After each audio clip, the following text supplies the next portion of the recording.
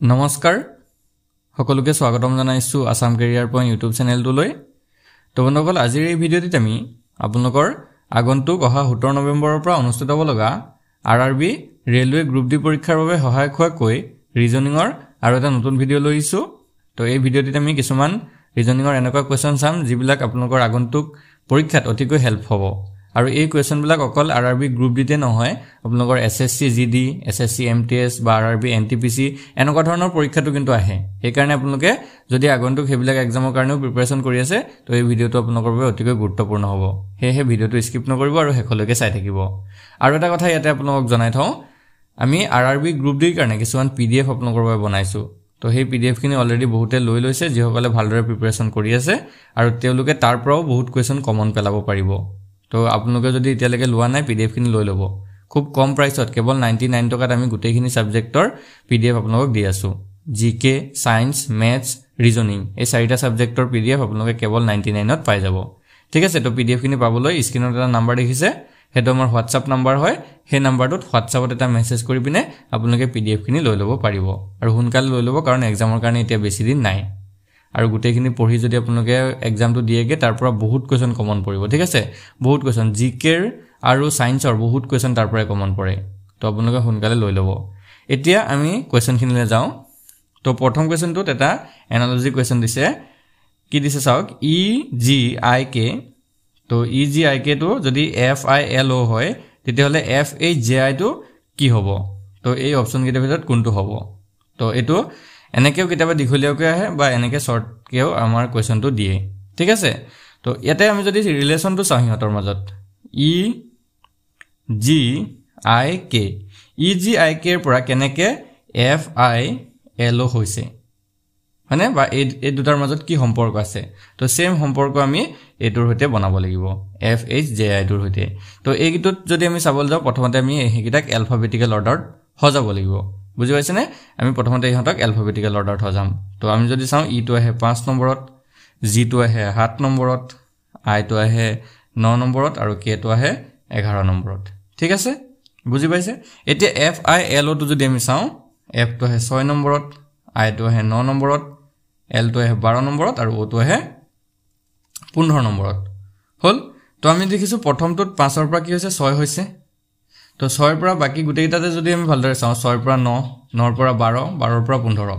গোটেইকেইটাতে চাওক কি হৈছে, 3 এটা যোগ হৈ গৈ আছে। গোটেইকেইটাতে 3 যোগ হৈছে, ভালকৈ যদি লক্ষ্য কৰে। 6ৰ পৰা 9, 9ৰ পৰা 12, 12ৰ পৰা 15, হয়নে? আৰু প্ৰথমটো কি হৈছে, 5ৰ পৰা গৈ পিনে ডাইৰেক্ট কি হৈছেগৈ, 6, মানে +1 এটা হৈছে। চ' ছেম মেথডটো আমি FHJIত ইউজ কৰি চাওঁচোন। ছেম মেথডে ইউজ কৰিম, বেলেগ আমি একো নকৰোঁ। ঠিক আছে, এতিয়া যদি আমি এইটো চাওঁ,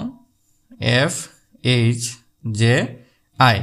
এতিয়া এফটো যদি আমি চাওঁ, অকল প্ৰথমটোহে লাগে। এফটো যদি আমি চাওঁ, 6 নম্বৰত আহে। তো 6ৰ পৰা ডাইৰেক্ট আমাৰ কি লাগে, 7 নম্বৰ টকাটো লাগে, হয় নে নহয়? তো 7 নম্বৰত আহে আমাৰ জি,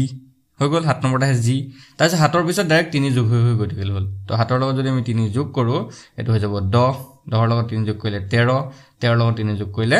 16, হৈ গ'ল। 7, 10, 13, 16। তো 10 নম্বৰত যিটো লেটাৰ আহে সেইটো হৈছে জে, 13 নম্বৰত যিটো লেটাৰ আহে সেইটো হৈছে এম, আৰু 16 নম্বৰত আহে পি। তো GJMP এইটো হ'ব লাগে আমাৰ উত্তৰ। যদি এইটো অপশ্যন আছে, এইটোৱে কাৰেক্ট হ'ব, GJMP। অপশ্যন এটো হৈ যাব শুদ্ধ উত্তৰ। ইয়াতে এত আছে, এইটো হৈ যাব শুদ্ধ উত্তৰ। বুজি পাইছে? সকলোৱে বুজি পাইছে চাগে এতিয়া কেনেকৈ আমি কৰিছোঁ? তো এইটো মেথডত আমাৰ কিন্তু কুৱেশ্যন পৰীক্ষাত দিব পাৰে। তো সেইকাৰণে এইটো চাই যাব। বিভিন্ন ধৰণে প্ৰশ্নবিলাক পৰীক্ষাত দিয়ে, অকল যে এইটো মেথডতে দিব সেইটো নহয়, বিভিন্ন ধৰণে থাকে। তো আৰু এটা কুৱেশ্যন চাওক, ছেম এনেকুৱা কুৱেশ্যন হয়, খালি অলপ বেলেগ ধৰণে আছে। এইটোৰ পেটাৰ্ণটো বেলেগ হয়।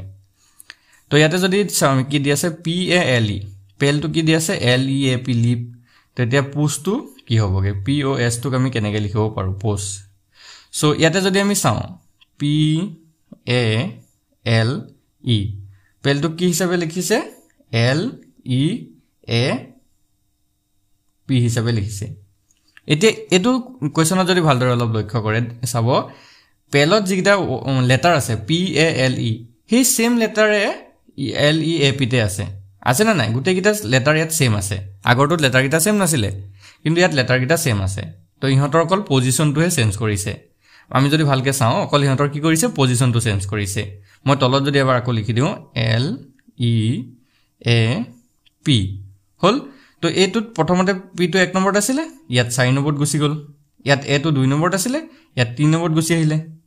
l2 ইয়াত 3 নম্বৰত আছিল ইয়াত প্ৰথমতে গুছি আহিলে আৰু ইয়াত e2 4 নম্বৰত আছিল ইয়াত 2 নম্বৰত গুছি আহিলে এইটোই হল বাকিটো ইয়াত একো চেঞ্জেস হোৱা নাই তো সেম চেঞ্জেস আমি p o s h টোত কৰি চাও p o s h তো ইয়াত প্ৰথমতে কি আহি যাবগে তো ইয়াত l টো প্ৰথমতে আহিছিল ইয়াত s টো আহি যাব প্ৰথমতে তো s আহি গল তাৰ পিছতে কি আছে e টো আহি গৈছিল তো l ৰ পিছত ই আছিল তো এটো s ৰ পিছত h আছিল তো h টো সেকেন্ডত আহি যাব তাৰ পিছত যদি আমি চাও a টো থাৰ্ডত গুছি গৈছিল ন তো ইয়াত o টো থাৰ্ডত গুছি আহিব এটো s h o আৰু p টো প্ৰথমত আছিল লাষ্টত গুছি গল ইয়াতো p টো প্ৰথমত আছে লাষ্টলৈ গুছি যাবগে তো এইটো হ'ব লাগে আমাৰ answer s h o p তো এইটো অপচন আছে না নাই চাও অপচন বি আছে তো অপচন বি টো হৈ যাব ইয়াতে কারেক্ট আনসার বুজি পাইছে ইয়াত একো কৰা নাই ইয়াত এলফাবেটিক্যাল অৰ্ডাৰটো হৈ যাব না লাগে জাস্ট ইহঁতৰ অৰ্ডাৰটো চালে হল লেটাৰছ যে যিটা দিছে ন সেই লেটাৰছৰ অৰ্ডাৰটো আমি যদি চেঞ্জ কৰি দিও তেতিয়া আনসাৰটো ওলাই যায় আৰু এটো সবতকে ইজি নিয়ম হয় খুব কম আহে এনেকুৱা ধৰণৰ কোৱেশ্চনটো একেবাৰে ইজি যে ইমান ইজি আৰআৰবি গ্ৰুপ ডিত নাহে কোৱেশ্চন সো হলেও এনেকুৱা ধৰণে যদিও আহে আপোনালোকে যাতে এটো এডিট হৈ নাহে ঠিক আছে তো আৰু আগবঢ়ো আৰু এটা কোৱেশ্চন হলে তো নেক্সট কোৱেশ্চনটো কি দিছে চাওক তো নেক্সট কোৱেশ্চনটো দিছে LOGIC লজিকটোক আমি কি হিচাপে লিখিছো BHFNK হিচাপে লিখিছে তো ঠিক একেদৰে CLERK ক্লাৰ্কটোক কেনেকৈ লিখা হ'ব তো এতিয়া আমি যদি ভালদৰে ইয়াত চাও LOGIC লজিক ইয়াক কেনেকৈ লিখিছে BHFNK হিচাপে লিখিছে হয়নে তো ইয়াতে এটো এটা বেলেগ মেথডত কৰিছে বা এটো প্যাটাৰ্নটো বেলেগ হ'ব কাৰণ এবিলাক কোৱেশ্চনৰ প্ৰতিটো কোৱেশ্চনৰ প্যাটাৰ্ন বেলেগ বেলেগ আমি শিকি যাব লাগিব তেতিয়াহে এক্সামত যিকোনো প্যাটাৰ্নত আহিলে যাতে আমি কৰিব পাৰো হলনে তো ইয়াতে আমি যদি চাও LOGIC লজিক তো L ৰ পৰা B লে যদি আমি যাও তো ডিফাৰেন্সটো বহুত হৈ যায় মাজত মানে এলফাবেট বহুত আহি যায় বা C ৰ পৰা যদি আমি K লে যাও ইয়াৰ ডিফাৰেন্সটো বহুত আহি যায় তো ইয়াত আমি বেলেগ এটা ধৰণে চাব লাগিব তো লজিকত চাওক C আছে লাষ্টত হয়নে আৰু ইয়াত প্ৰথমত B আছে তাৰ পিছতে আমি যদি চাও এটো I আছে ইয়াত H আছে ইয়াত G আছে ইয়াত F আছে ইয়াত O আছে ইয়াত N আছে ইয়াত L আছে ইয়াত K আছে মানে লজিকৰ যিকিটা লেটাৰ আছে তাৰ পৰা একঘাতকে কমিছে চাওক L ৰ পৰা একঘাত কমিলে K হয় O ৰ পৰা একঘাত কমিলে N হয় G ৰ পৰা একঘাত কমিলে F হয় I ৰ পৰা এক কমিলে H হয় আৰু C ৰ পৰা এক কমিলে B হয় কমিছে ঠিক আছে কিন্তু কমাৰ পিছতো হেই গুটে প্যাটাৰ্নটোক চেঞ্জ কৰি দিছে মানে গুটে ওয়াৰ্ডটোকে চেঞ্জ কৰি দিছে তো আমি সেম এটো ক্লাৰ্কত যদি লগাই চাও CLERK এক সেকেন্ড ERK ক্লাৰ্ক হলনে তো এতিয়া আমি ইয়াক একঘাতকে কমাই যাম কিন্তু কোন ফালৰ পৰা লাষ্টৰ ফালৰ পৰা কমাম K ৰ পৰা কমাম তো K ৰ পৰা যদি একঘাত কমাই দিও মানে K ৰ আগৰ যিটো লেটাৰ হেতু হৈছে J তাৰ পিছত R ৰ যিটো আগৰ লেটাৰ হেতু হৈছে Q E ৰ যিটো আগৰ লেটাৰ হেতু হৈছে D L ৰ যিটো আগৰ লেটাৰ হেতু হৈছে K আৰু C ৰ যিটো আগৰ লেটাৰ হেতু হৈছে B তো আমাৰ যিটো উত্তৰ হ'ব লাগে হেতু হৈ যাব লাগে JQDKB তো এটো আছে না নাই অপচনত হেতু চাব লাগিব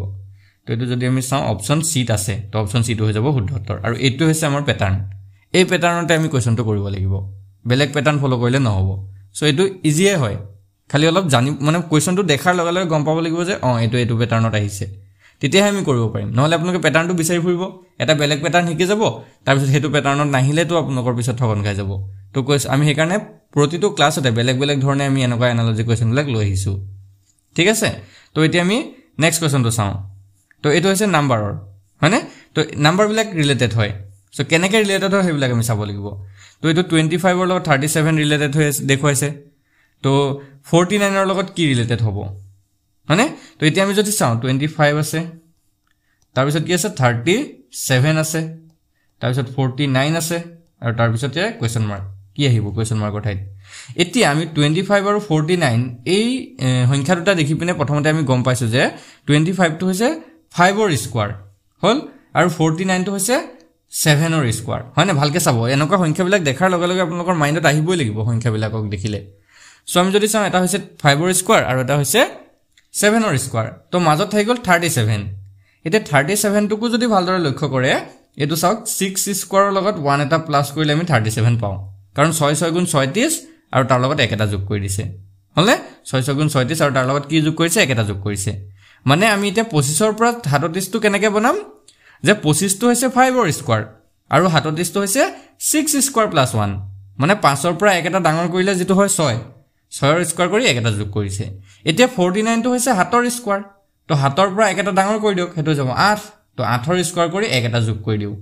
তো 8 ৰ স্কয়াৰ কৰিলে হয় 64 আৰু 64 ৰ লগত 1 প্লাস কৰিলে 65 হয় এতিয়া চাব লাগিব 65 টো আনসাৰ আছে না নাই যদি নাই তেতিয়া আমি বেলেগ এটা প্যাটাৰ্ন ফলো কৰিব লাগিব প্যাটাৰ্ন লগাব লাগিব তো যদি 65 টো আছে তো অপচন এ আছেই এটোৱে হয় বুজি পাইছা নে তো আমি এনে ধৰণে কোৱেশ্চন ব্লক চাব লাগিব ঠিক আছে এটো এটা প্যাটাৰ্ন হয় মনত ৰাখি যাব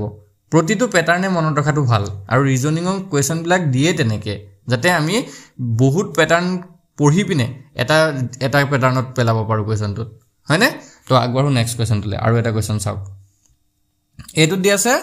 6 related to 18 then 4 related to question mark 6 ৰ পৰা যদি 18 হয় বা 6 আৰু 18 টো যদি জড়িত হৈ থাকে একেলগে মিলি থাকে তেতিয়া 4 টো কাৰ হৈতে মিলি থাকিব ঠিক আছে 4 টো কাৰ হৈতে জড়িত থাকিব এতিয়া আমি দেখি পিনে এটা কথা মনত পৰি যায় যে 6 ৰ লগত 3 টো পূৰণ কৰি দিও হয়নে কাৰণ 6 ৰ লগত 3 পূৰণ কৰিলে 18 হৈ যায় হয়নে নহয় 6 3 18 তো সেম আমি 4 ৰ লগত 3 টো পূৰণ কৰি চাও 4 ৰ লগত 3 পূৰণ কৰিলে হৈ যায় 12 এতিয়া চাওক অপচনত 12 টো আছে না নাই তো আমি যদি গুটেই গিটা অপচন চাও 12 টো নাই তেতিয়া এনেকুৱা লাগিব যে কোৱেশ্চনটোতে চাগে ভুল দি থৈছে অপচন গিটা ভুল দি থৈছে কিন্তু নহয় আমি মাথা মাৰিব লাগিব যে আৰু কিবা মেথড আমি ইয়াত ইউজ কৰিব পাৰো নেকি হয়নে আৰু কিবা আমি মেথড ইউজ কৰিব পাৰো নেকি তো আমি যদি আৰু ভালকে এবাৰ চাও এটো 6 ৰ পৰা 18 হৈছে কিমান পূৰণ কৰিছো 3 এই 3 টো 6 ৰ আধাও হয় হয়নে নহয় 6 ৰ আধাও তো হয় ন 6 ক যদি 2 ৰে হৰণ কৰো তেতিয়া 3 পাও ঠিক একেদৰে আমি যদি চাও 4 ৰ পৰা কি কৰিব পাৰো 4 ৰ যেটো আধা হেতুৰ লগত আমি 3 পূৰণ কৰি চাও বুজি পাইছা নে কি কৈছো মানে 3 পূৰণ নহয় 4 ৰ যেটো আধা হ'ব হেতুৰ লগত 4 পূৰণ কৰি চাও তো 4 ৰ আধা কিমান হয় 2 তো হেতু 4 ৰ লগত 2 পূৰণ কৰি চাও তো 4 দুগুণ কিমান হ'ব 8 এতিয়া অপচনত যদি আমি চাও 8 আছে অপচন দি থব 8 এটো শুদ্ধ উত্তৰ বুজি পাইছা নে কি কৈছো আকৌ এবাৰ কৰিছো চাওক আমি 6 ৰ লগত কি পূৰণ কৰিছো 3 পূৰণ কৰিছো আৰু এই 3 টো কি হয় 6 ৰ আধা হয় তেতিয়া আমি কি পাইছো কি 18 হয় না তেতিয়া আমি কি পাইছো 18 পাইছো ঠিক এতিয়া আমি 4 ৰ লগত কি পূৰণ কৰিম 4 ৰ আধা হৈছে 2 তো 4 দুগুণ কিমান 8 এটো আমাৰ হ'ব শুদ্ধ উত্তৰ বুজি পালে এতিয়া এটো প্যাটাৰ্নত ফলো কৰিছে যদি এটো 8 না থাকিলেন তেতিয়া আমি আৰু বেলেগ এটা চিন্তা কৰিলো হেতেন বুজি পাইছা এতিয়া নেক্সট তো চাও 42 আৰু 56 আছে তেলে 110 টো কি হ'ব কাৰ হৈতে জড়িত হ'ব তো 42 আৰু 56 আছে তো এতিয়া 110 টো কাৰ হৈতে জড়িত হ'ব এতিয়া এই কোৱেশ্চনটো দেখাৰ লগে লগে এটা মনত কথা এটা আহিব লাগিব যে কেনেকুৱা ধৰণৰ এই কোৱেশ্চনটোত চাওক 42 56 আছে গুটেই গিটা সংখ্যাক যদি আমি ভালদৰে লক্ষ্য কৰো চাওক 42 ক যদি আমি ভাঙি দিও তেতিয়া কি হয় 6 পূৰণ 7 হয় হলে 56 ক যদি আমি ভাঙি দিও 7 পূৰণ 8 হয় 110 ক যদি ভাঙি দিও আমি 10 পূৰণ 11 হয় কেনে ধৰণে পূৰণ গিটা হৈছে হেতু এবাৰ ভালকে চাওক ইয়াত 6 পূৰণ 7 হৈছে তাপা আকৌ 7 পূৰণ 8 হৈছে হয় না নহয় 6 7 7 8 তো ইয়াতো যদি আমি চাও 10 পূৰণ 11 হৈছে তাৰ পিছত কি হ'ব লাগে 11 পূৰণ 12 হ'ব লাগে হয় না নহয় যদি আমি এটো সেম প্যাটাৰ্নত গৈ থাকো ইয়াত যেনেকৈ 6 ৰ লগত 7 পূৰণ হ'ল তাৰ লগে লগে 7 ৰ লগত 8 পূৰণ হ'ল তো ইয়াত যদি 10 ৰ লগত 11 পূৰণ হৈছে সেম 11 ৰ লগত 12 পূৰণ হ'ব তো এইটো আমাৰ आंसर হ'ব লাগে 11 পূৰণ 12 তো 11 আৰু 12 যদি পূৰণ কৰি দিও কিমান হয় চাও 2 1 2 2 1 1 1 2 1 1 1 132 হ'ব লাগে তো 132 এতিয়া আমাৰ অপচনত আছে না নাই চাব লাগিব 132 অপচন বি ত আছে তো অপচন বি টো হৈ যাব কাৰেক্ট आंसर সেই কাৰণে আমি জিমান গিটা কোৱেশ্চন কৰাইছো প্ৰতিটো কোৱেশ্চনে আপোনালোকে গুৰুত্ব সহকাৰে চাব এইবিলাক খুব ইম্পৰ্টেন্ট হয় এটাও যদি আপোনালোকে মিস কৰি দিয়ে আৰু হেতু প্যাটাৰ্নতে যদি কোৱেশ্চনটো আহি যায় তেতিয়া হলে আপোনালোকৰ কিন্তু শেষ তো প্ৰতিটো ভিডিও আমি ডেইলি বেসিছত আপোনালোকক ভিডিও বিলাক দি আছো চাব এই ভিডিওবোৰ চাব তো আৰু এটা কোৱেশ্চন চাও ইয়াত কি কৈছে চাওক if p means into q means minus r means plus and s means divide then find the value of 6p25 q15 r45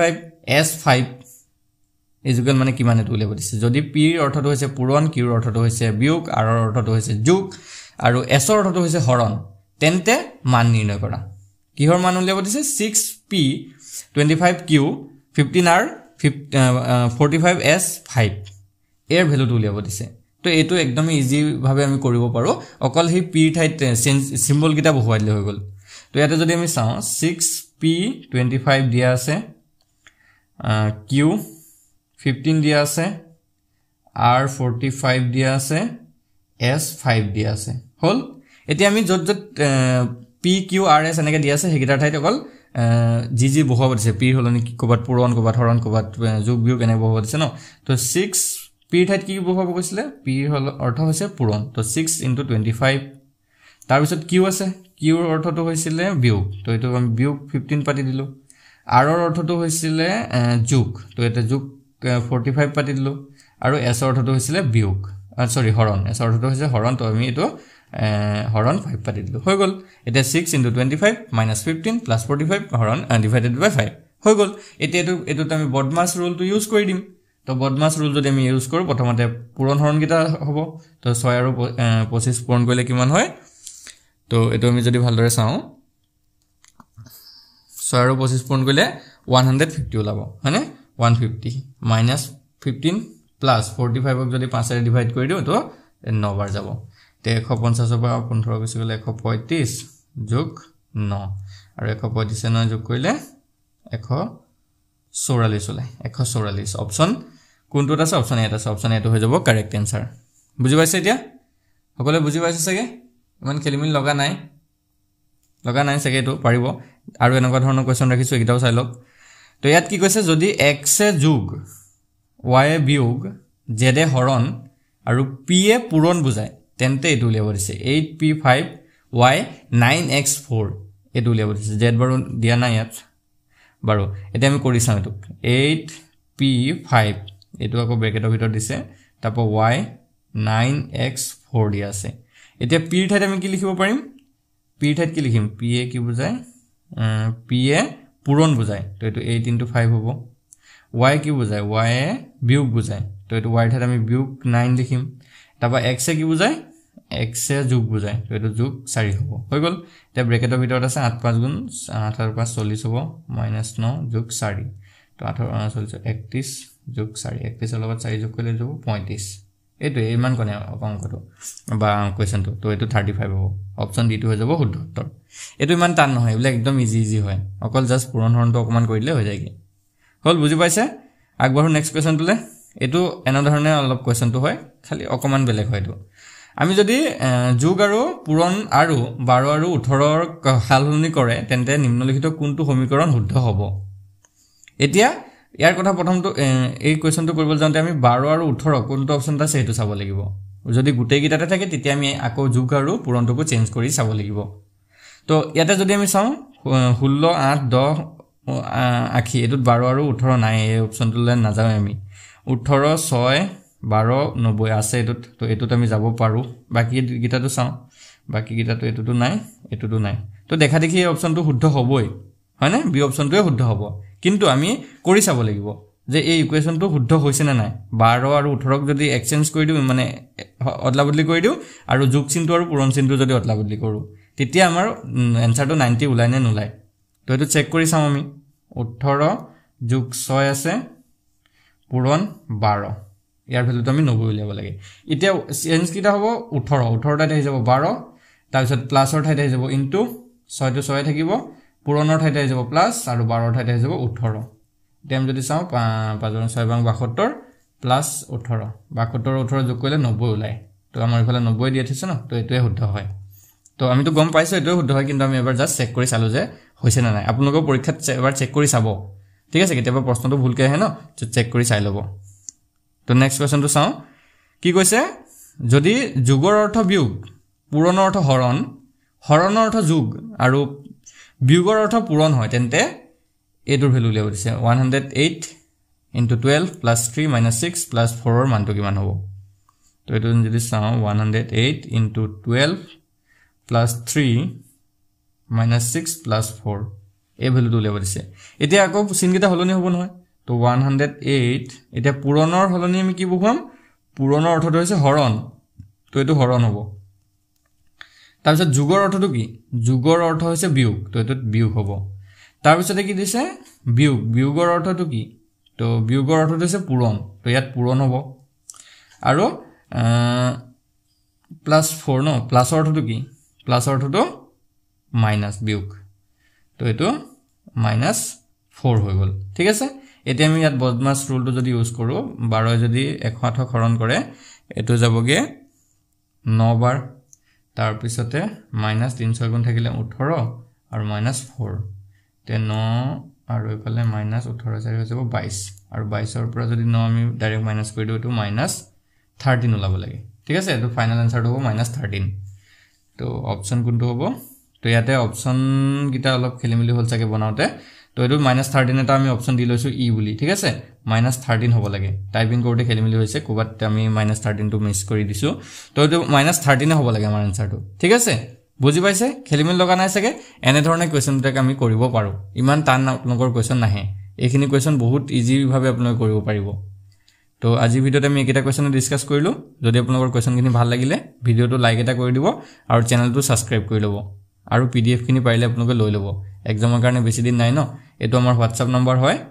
8133840965